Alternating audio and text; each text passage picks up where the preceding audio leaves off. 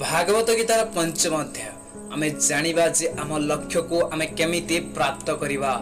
आउ जानिबा जे आम शरीर रे आमे को केमिति आम सुख को बा शारीरिक सुख को बा शरीर थिबा आलस्य को त्याग करि परिबा। ए शरीर जहाँ तुमको आलस्य रे बांधी दिए, ए शरीर जहाँ तुमको भांगी मारे सदा बेले सेथिरु केमिति बाहरी परिबा। अर्जुन जेते बेले कृष्ण को पचारंती जे कृष्ण हे सखा मते कुह जे मु कर्म जगरे जीवी ना सन्यासी हई सन्यासी मार्ग रे पड़ी जीवी। मते एते बेले जाई जणा पड़ु नाही मु द्वंद्व रे अछि। कृष्ण मते रास्ता देखाओ, मते कुह कौन रास्ता रे गले जाई मु से परमात्मा को प्राप्त करिवि, से भगवान को प्राप्त करिवि। अर्जुन तुम कर्म मार्ग रे गले भी तुम से भगवान को प्राप्त करिवो। कृष्ण कहउचंती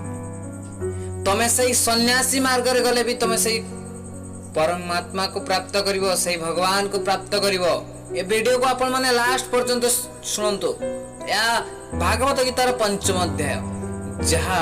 आपन को सिखै दबो जे आपन को लक्ष्य को आपन केमिति फोकस करी लक्ष्य पाखरे पहुंचीबे आ आलस्य को केमिति जीवन रो त्याग कर देबे।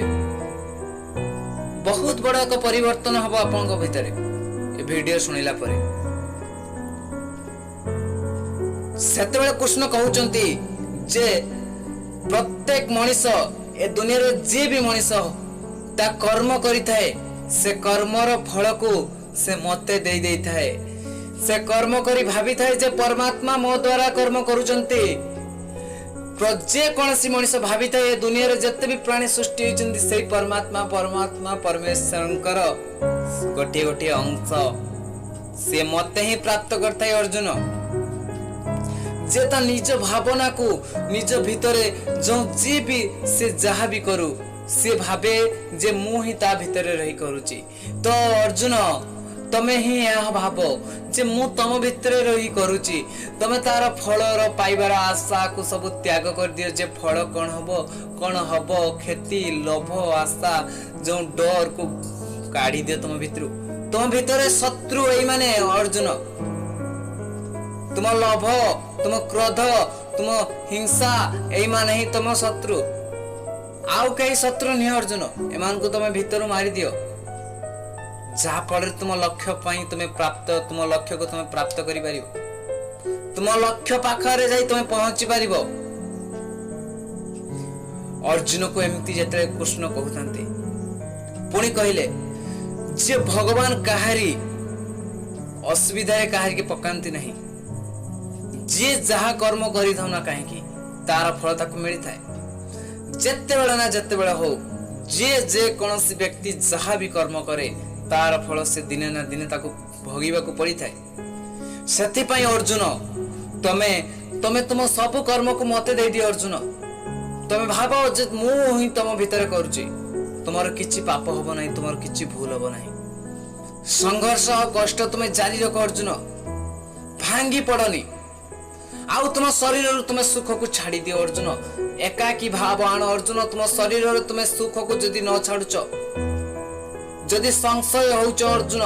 संशय हुओनी, कारण संशय आत्मार गति नहीं। संशय आत्मा आज्ञा विनाशते। संशय आत्मा होउच कंट्रोल रख निज ऊपर अर्जुन, संशय हुओनी। तमे भाबुच तुम शरीर तुम आखि बुझी आसुची अर्जुन, तुम भाबुच तुम देह दुर्बल हो जाउछ, तुम हाथ रे बल नहीं, तुम भाबुच तुम दुर्बल हो जाउछ अर्जुन, तुम भाबुच तुमको निंद आसुची अर्जुन, तुम भाबुच तुम भांगी पड़छ अर्जुन। भांगी पड़नी अर्जुन, तमे पारिब अर्जुन युद्ध करि पारिब। जेते बेले एमिते कहउतांती अर्जुन को आउ कहिले जे अर्जुन तमे जो एमिति भांगी पड़छ ना, भांगीबा को छाड़ी दियो। तुम शरीर रो जो आत्माटा अछि से आत्मा गोटे अलगा, तुम शरीर गोटे अलगा। शरीरटी होउची निर्जीव तुमर अर्जुन। तुम शरीर रो सुख को जो तुमे भाबुछ ना, तुम जो भितरे आलस्य ताको त्याग करो। से आलस्य को त्याग कला मात्रे ही तुम्हें सफलता को पाई परिबो अर्जुन।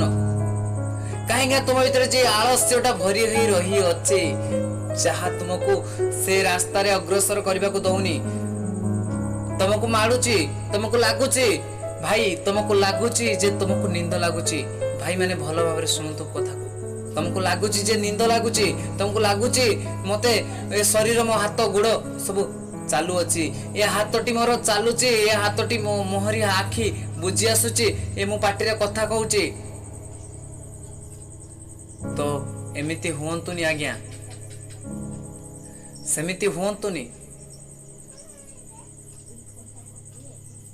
सेमिति हुअंतुनी आज्ञा तो आपन को जो से निज को जो आपन को निज भीतर जो से हाथ गोड़ आपन को चालुची बा आपन भाबुचंदी आपन को निंद आसुची आपन को आखि बुझी आसुची आज्ञा सेटा शरीर समस्ते चाहती तांका शरीर को रिलैक्स दवा पई आपन जत्ते भी रिलैक्स दियंतु जत्ते भी शरीर को रिलैक्स दियंतु शरीर को आराम दियंतु से आहुरी चाहिबा आराम पई आज्ञा आपन जत्ते भी निज शरीर को आराम दियंतु से आज्ञा सते भी चाहिबो से आराम पई तो आपन से आराम को छाड़ीबा दरकार ये भागवत गीता रे आज्ञा आपन मान को जीवन रे को लक्ष्य को आज्ञा प्राप्त करिया पई भगवान श्री कृष्ण से 5000 वर्ष पूर्व कहि जाइतले बहुत बढ़िया कथा जहाँ आपण को जीवन को बहुत बड़ मध्य परिवर्तन करि पारे आपण माने ए वीडियो को जदी सुनुचंती जे व्यक्ति भी सुनुथो से निहाती ता लक्ष्य पाखरे पहुंची परिबो जदी से चेष्टा करिवो काहे कि ना अर्जुन को जो गुप्त ज्ञान कहि जाइतले कृष्ण जे तुम शरीर होउची तुम इंद्रिय मानक द्वारा परिचालित होउची से शरीर से इंद्रिय मानक सुख को छाड़ी दे अर्जुन तुम आखि हो नाक हो भाबुज तुम एटा तुम आखि एटा तुम हाथ एटा तुम पाटी तुमको निंद आसो तुम सोइबा को जाउछ किंतु नुहे तुम तुम बुद्धि द्वारा तुम निंद को कंट्रोल करि परिबो जे ना मते आउ किछि काम करिवार अछि तुम आत्मा द्वारा तुम बुद्धि की कंट्रोल करि परिबो तुम बुद्धि द्वारा तुम निंद को कंट्रोल करि परिबो तुम आत्मा जदि न थाए तुम शरीर एहा गोटे निर्जीव वस्तु एथरे किछि नाही अर्जुन सेति पई तुमे सब डर आ सब भय को छाड़ी देई तुमे सब मोह माया को छाड़ी देई अर्जुन लागी पड़ो जे मोह माया को सब त्याग करो आ तुमे लागी पड़ो जे तुमर सफलता पई तुम चेष्टा करो तुमे सही युद्ध पई आगे बहुत भलो भाबरे एठी भगवान श्री कृष्ण कहि गेले अर्जुन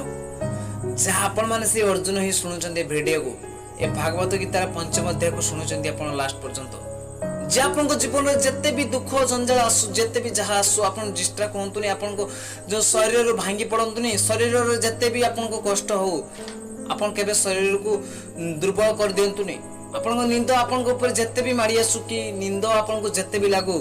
बा कौन सी काम करुचंदी आपण को शरीर को रिलैक्स चाहूची तो शरीर को रिलैक्स दबा बदले से काम को कंप्लीट करंतो आज्ञा शरीर गोटे एमिति जिंस शरीर गोटे आज्ञा आपण एमिति मानंतु जे शरीर सब बेले रिलैक्स चाहिए शरीर को जते आपण आराम दे परिबे किंतु आपण जीवन सारा केते शरीर को आराम दउथबे शरीर को आपण जेमिति चाहिए सेमिति आज्ञा यूज करि परिबे ये शरीर आपण को पाखरे अछि जे देहळे आपण जेमिति चाहिए ताको सेमिति यूज करि परिबे जदि यूज करिबे जानि गले तो आज्ञा श्री कृष्ण सही कथा कहउचंती जे आलस्य को त्याग कर दियो आ निद्रा आलस्य को त्याग करो सही मोह माया को त्याग करो आउ से निद्रा रूपक जो मोह को त्याग करो अर्जुन आउ तमे तुम जो काम करूछ सेतिरे भलो भाबरे मन देई सेतिरे भलो से करो